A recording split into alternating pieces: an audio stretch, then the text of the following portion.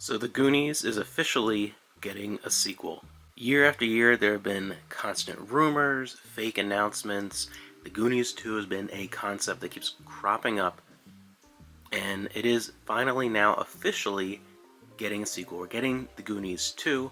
We don't know a whole lot about it yet. There are no real script details, there's no director attached, and there's no definitive idea of who will be in the movie, especially out of the cast of the original film. All we know is that it has been greenlit, and Steven Spielberg and Chris Columbus are going to be producers, as well as Lauren Schuler Donner will be the executive producer. That's all we really know right now. There's not even a true target date for release. I'm guessing because it's still very early that it's going to be more of a 2027 thing.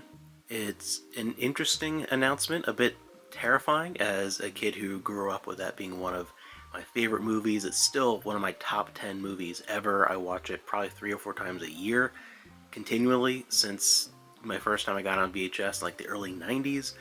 So the idea that it's finally getting a sequel, I'm curious, but I can't imagine it's going to actually work. But I will definitely be there in theaters just in case it's good. It was the same thing when Blade Runner 2049 came out.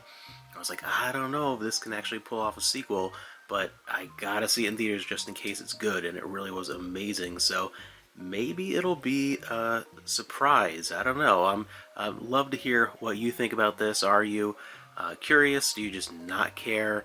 Are you a little terrified, but the same place that I'm at, where like I feel like it's not gonna work, but just in case it's good, I want to check it out when it finally arrives. It's so weird. Whenever I hear someone say like 15, 20 years ago, the first dates that pop into my mind are the mid 80s. Still, now that we are 40 years out from the original release of The Goonies, I still feel like it's 15 years ago. And I think part of that, like why that is a constant thing, is that the 80s have never died.